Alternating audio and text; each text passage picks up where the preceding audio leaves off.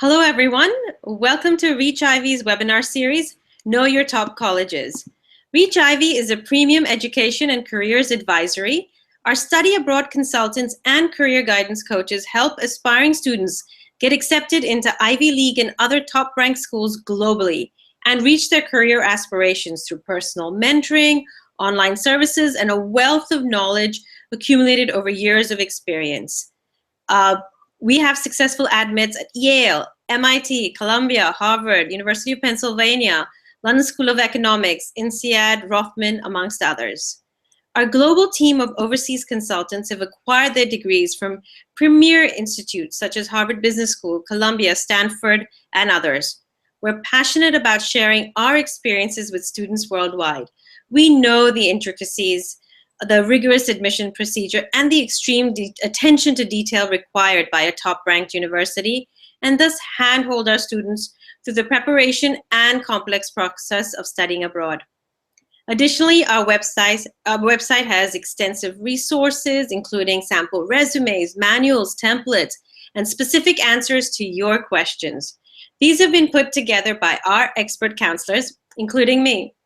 A little bit about myself. I'm Grishma Nanavati. I'm the lead counselor at ReachIvy. I've completed my MBA from the Tepper School of Business at Carnegie Mellon University and a Bachelor of Science from the University of Warwick, and I've done my GCSEs and A-levels from Hong Kong. I've worked with companies like American Express Financial Advisors, Pertinent Partners, Dow Chemical Companies across Hong Kong, New York, Michigan, in a wide range of roles. Having experienced careers and education in a broad range of environments has really helped me build a global perspective and assist students not only understand their options, but find their fit. Our webinar today is part of our Know Your Top College series. We've launched this special speaker series to help students get a deeper insight into top colleges globally and decipher the application process. Our speaker today comes from a school that's all about educating leaders for business and society. I'm very excited to introduce Margie Adler. Hi, Margie, how are you? Hi, I'm well. How are you? Good, great. Margie is a Senior Associate Director of Admissions at the Yale School of Management. Margie graduated with a BA from Harvard University, completed the General Course Program at the London School of Economics and Political Science, and earned a JD from Columbia Law School. Wow, she's been with the Yale School of Management Admissions Office for 2 years. Thank you once again for joining us today. Thank you for having me. I'm happy to be here. Great.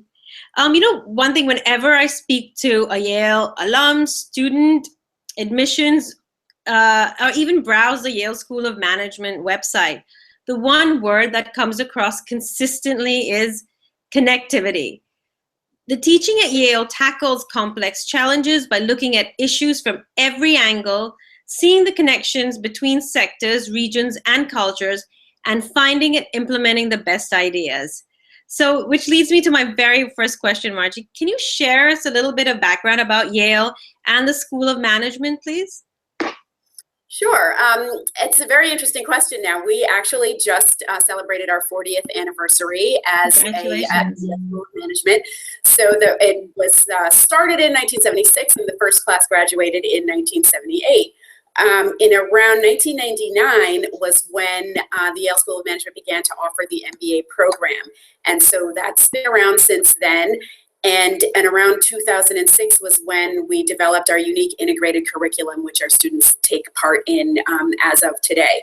So like I said, we've been around for a long time. It's relatively new in terms of MBA programs, but also very unique and different. And there are a lot of unique aspects, which I'll talk about during the course of our discussion today.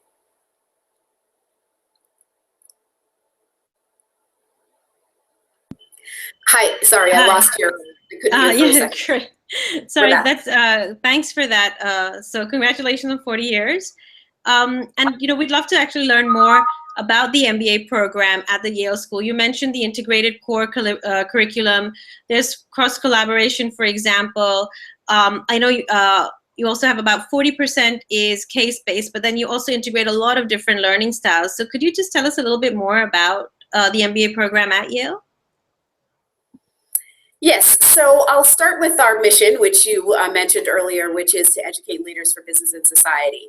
And so what that means is that we want you to have not only the base management education that you need, but we want to be able to equip our students to be able to manage and learn from future industries and businesses. So we want you to be able to tackle what's happening now and what's going to be going forward in the future. And we want to prepare you for that here. Great. And could you just talk us through a little bit how the MBA program does that, in terms of maybe a little bit more about the core curriculum and the cross collaboration that you have on campus? Yes, so as you mentioned, one of the unique aspects of Yale SOM is our integrated core curriculum. And so what that means is that instead of having a, siloed classes such as marketing or finance, we want our students to be able to look at courses from different perspectives. And so we have our courses based on organizational perspectives. So we'll have courses such as the customer or the executive or the innovator. And so what that means is that we would like you to look at specific issues, but from different perspectives, the way you would in the real world.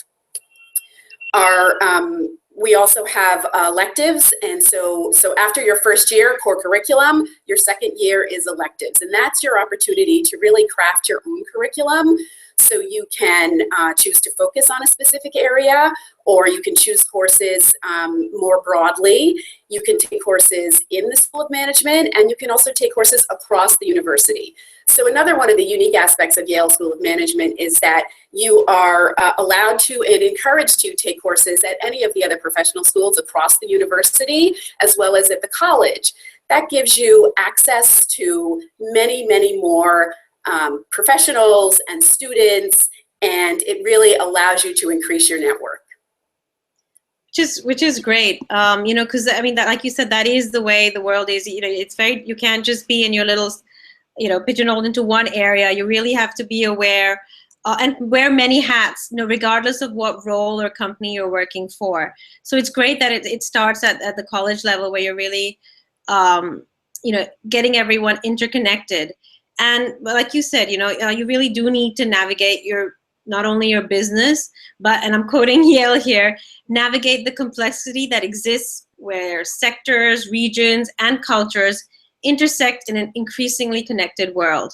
So That's right. What is a classic day like in the MBA program? I know you mentioned that they can take courses in other departments, but what else does the Yale curriculum, the Yale program imbibe to help students, inculcate this mantra of yours?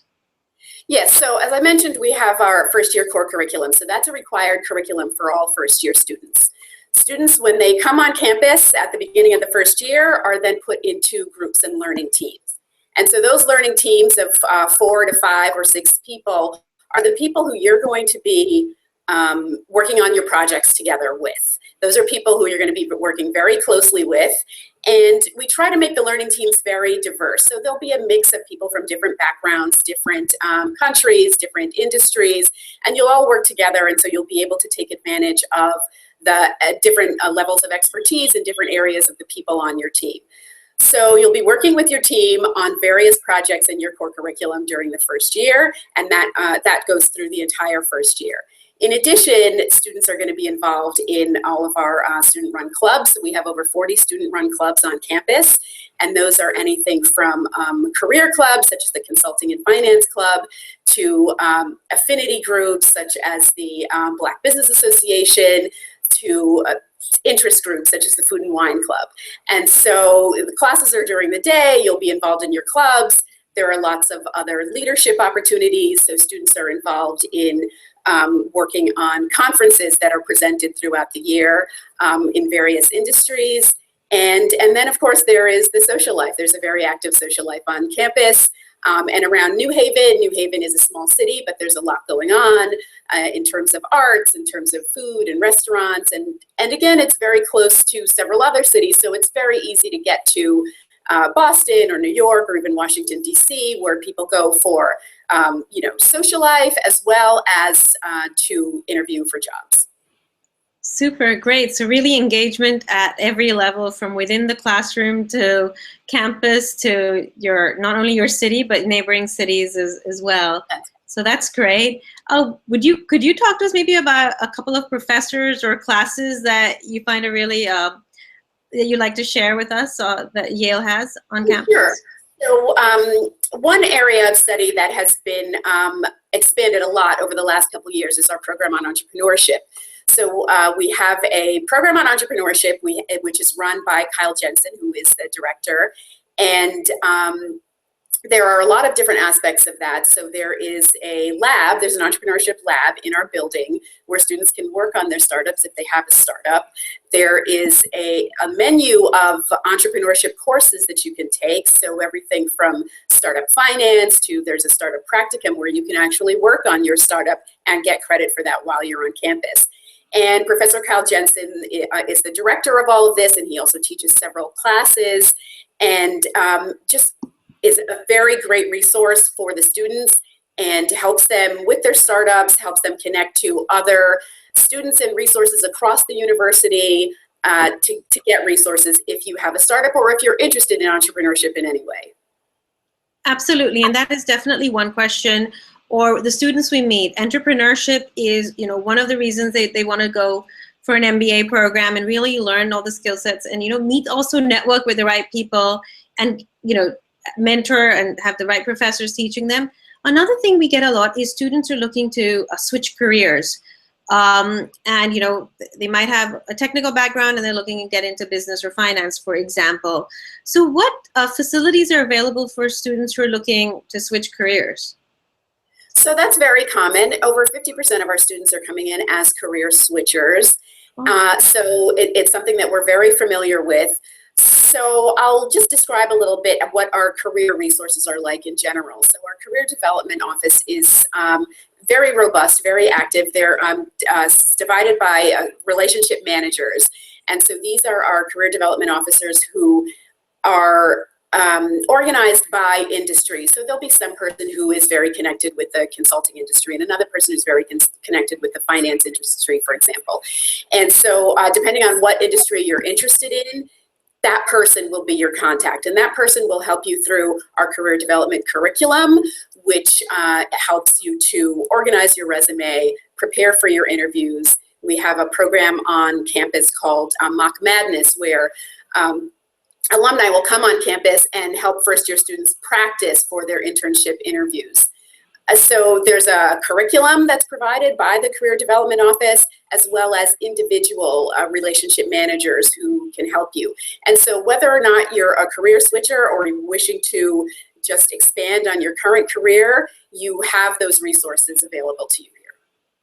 Great. So there, and actually having alumni and having a very specific person from your industry, those are really great resources to have because they totally understand, and they've been through the program and they understand the career path that you want to take. So that's great to have those resources. I'd like to move on more now onto the specifics of the class profile. Could you share with us some specifics or statistics with regard to exactly what are you looking for in your incoming class? I know round one's passed, but round two is around the corner. What are you looking for in your incoming class? Well, I'll just start by giving you a little bit of the statistics for the last class that we had, so the class that's going to be graduating in 2018. So we had around 46% international students, and so that includes students who are from an international country and also who are dual passport holders. We have about 43% of our class is female this year, and our average GPA based on a 4.0 scale is around 3.6, and our average GMAT was around 720.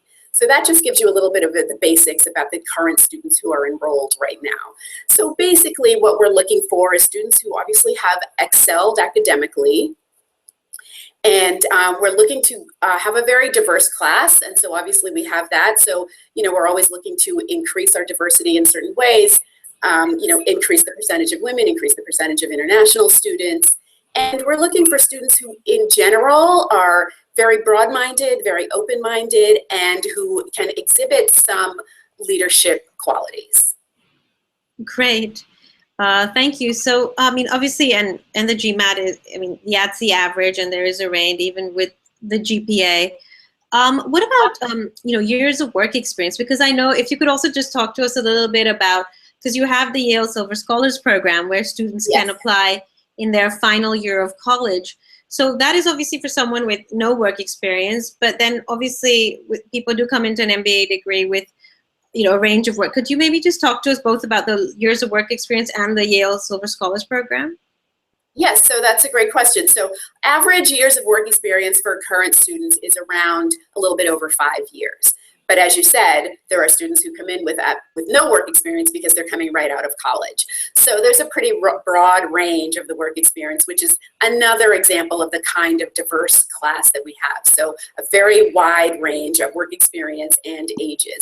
So the Silver Scholar Program is a special program that we have. That's another one of our unique programs. Many of our peer programs require a certain amount of work experience, but we have the Silver Scholars Program. Around 5% of our students are part of the Silver Scholars Program, and this is for students who come directly to SOM after college.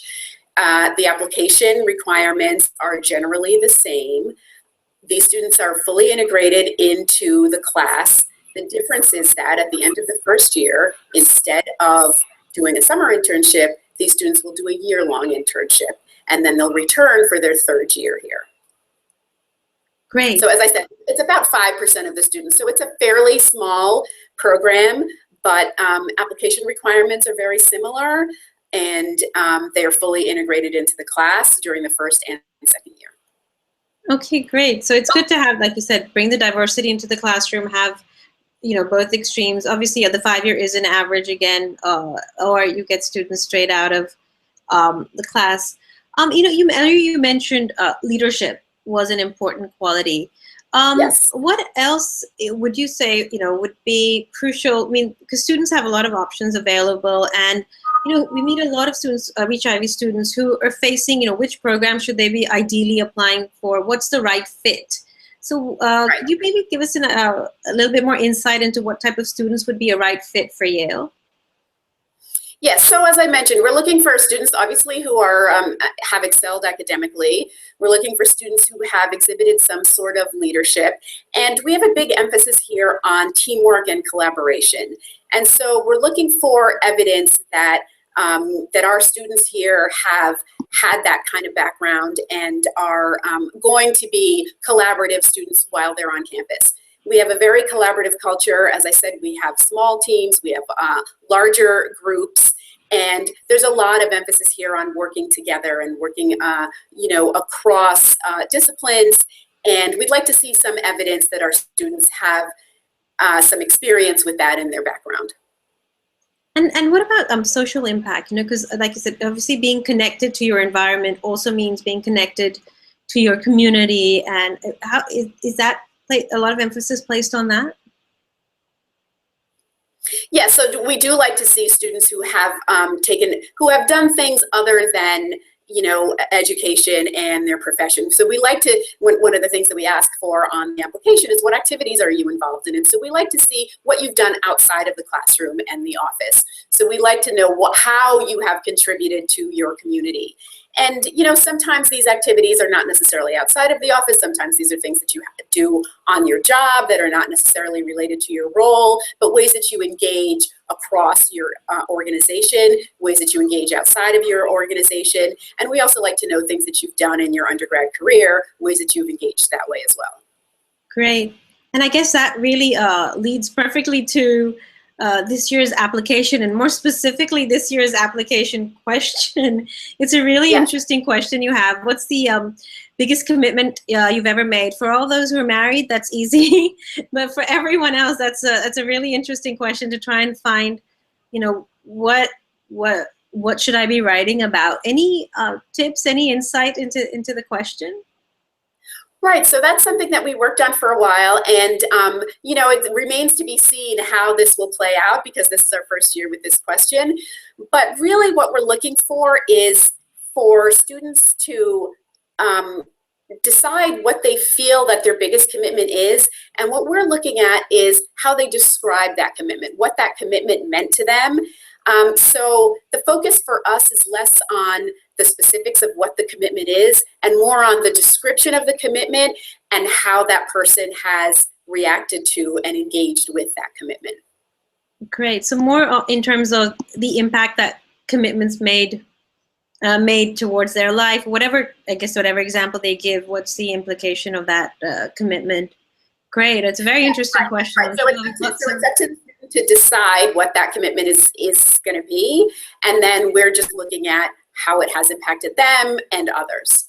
Great. So I'm sure you'll have very interesting reads with essays this right. Great. And another thing is every year we get students who applied on their own previously and are now applying through ReachIvy, as they're very committed to the Yale School of Management. Any advice for students who are reapplying? Any do's or don'ts? Yes, so we do receive a lot of reapplications, and we welcome them. So I think the key, if you're applying again, is to emphasize what's changed since your last application. So, depending on how long it is, many people will reapply for the following year. So what we want to know is what's different. Have your test scores changed? Has your job changed? Have your job responsibilities changed? So there are a variety of ways that you can do that. You can have a different recommendation submitted. So your recommender then can talk about the things that are different from your last application. You can, obviously this year there's a new essay question, and so that's going to be a little bit different. Anything you've done outside of the classroom will be helpful, anything that's different there. And one thing that I think is not maybe very well known is that after your first application, at the end of that year, you can reach out to us and ask for feedback on your application. And so then we'll get back to you. And, a lot of times it's really just that it's a very, very competitive pool and we can't admit everyone. But sometimes there is something that we can say to you, here's an element of your application that you can improve. So we really encourage people to reach out to us for feedback afterwards if they are interested in reapplying, so that they can submit their best application the next time. Thank you, Margie. That's a very important thing to get, feedback from the school directly, which would have a lot of impact, because we can, you hear students talking, or they guess and they assume, but having someone from the admissions actually telling them that, this was a gap or an element of your application that could be improved upon is going to be of great benefit to the student for sure. So thank you for sharing that with us, which is great. Another important element for students is financial aid. The investment that they're making in their education is increasing. And so wanted to, if you could share some insight into what type of financial aid is available for international students applying for this program, and also what type of candidates are you looking for? Who usually receives this type of financial aid? So everyone who applies, all applications are considered for merit scholarships. So we do not offer need-based financial aid, but we do offer merit scholarships. And basically we're just looking at the sort of best overall profile. And around 30% of our students will receive some sort of a merit scholarship, and that can be anything from $10,000 a year to full tuition scholarship. For those students who do not receive merit-based scholarships, or who receive a scholarship but it doesn't cover the entire cost, then there are loans. And so about 70% of our students are using some sort of either merit-based scholarship or loan combination. And there are loans that are available to international students. Some of them require a U.S. guarantor, some of them don't. There's a lot of information about this on our website. But in general, so there's that combination, either a merit-based scholarship or a loan. And like I said, our financial aid office is very helpful, and they can help you out through that loan process. And information on the types of loans that are available to international students is also available on our website. Well, that's great to know. So around 30% receive some type of financial aid. And the other resource that students can reach out to is the financial aid office, so that they'll actually get relevant information, which is, based on school specific. So they'll get an indication of what type of options they have available for financial aid. Great. And then obviously we have the flip side of the coin, which is, careers. I know the Career Development Office offers a lot of resources. That you have your self-assessments, you help students understand their strengths, their weaknesses, and you have a number of workshops. There's a lot of initiatives in place. If I could focus more specifically on how the Career Development Office assists international students with career guidance and placements, and not just only for students who are looking to return to their home countries, but even for students who are looking to stay back and work in the US? Yes, well, again, I'll say that there is not necessarily a difference in the treatment and in the resources that are available for international students. So the Career Development Office basically is available to everyone, and they're using the same sorts of resources for everyone. So I'll give you a little bit of a statistic, which is that around 14% of our students are placed internationally. So what that means is, so around 46% international students, around 14% of them are going to be placed, are going to find careers outside of the US. And so the Career Development Office is going to provide those resources for all of the students, whether or not you want to be placed international or whether you want to be placed within the US. All students also have access to our alumni network. And so, so there are several alumni, there are many, many alumni in several different countries. We have alumni all over the world. And so you'll also have access to our alumni as a resource as well. Great. Thank you. So that's great to know. I have one last question that I have, but I think before I get into that, we've had a couple of questions from students that if I could ask you. So we sure. have a question from a girl, Krupali Shah from Surat. She wanted to ask that, how do you get in touch with students and alumni? It's learning more about your university and, finding out if it's the right fit. And for a lot of students, it's not feasible. Like, it's not feasible for her to fly down to the US. How do they get in touch with students and alumni and learn more about the school?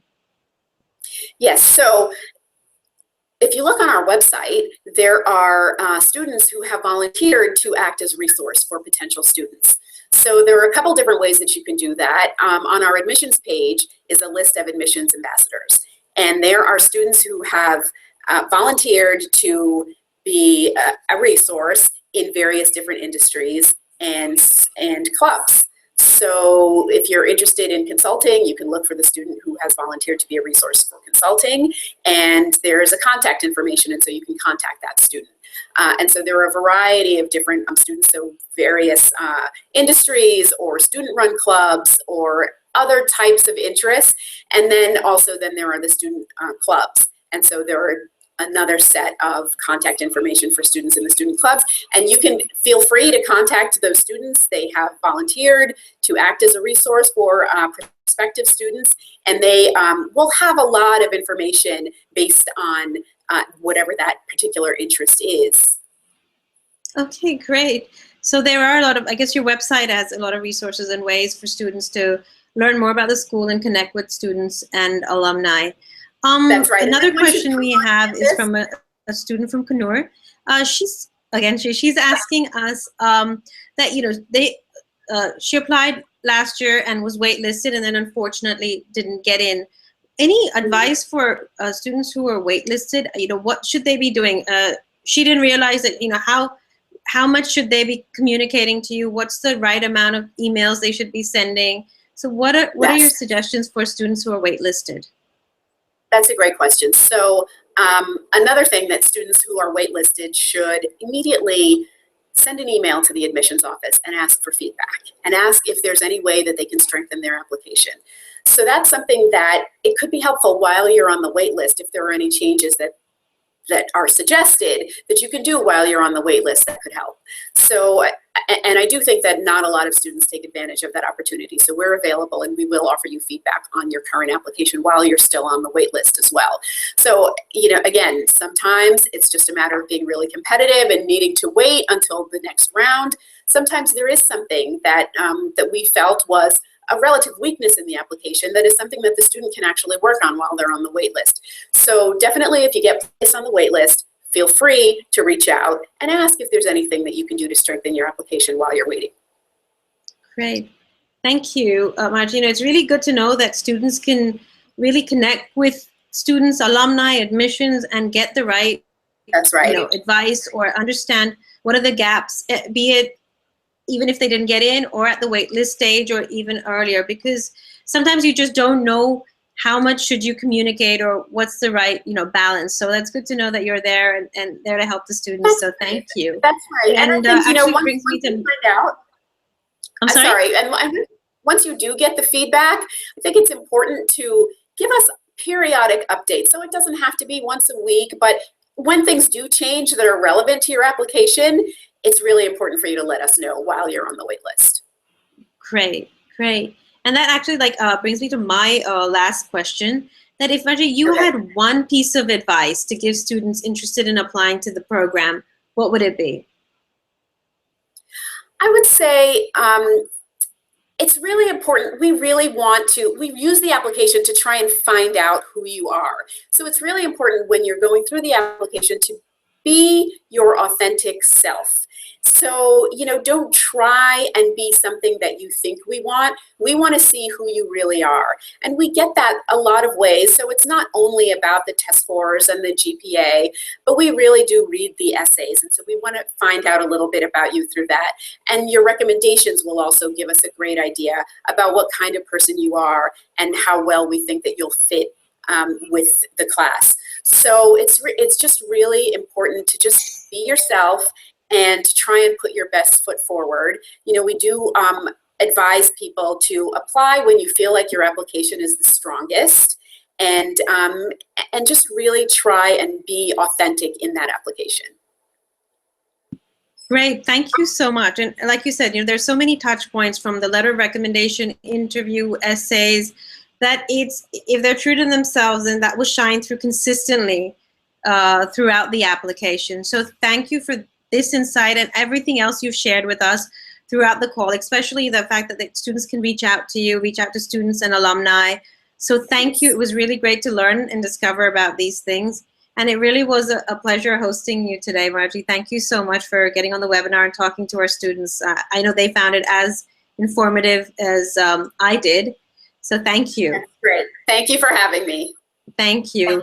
And to all our students out there, please do subscribe to the ReachIvy channel to get more information on your top colleges. If you have any other questions, please email us at help@reachivy.com or log on to www.reachivy.com and submit a query. Thank you so much. Thank you, Margie, and thank you to all our students out there. Thank you. Thanks.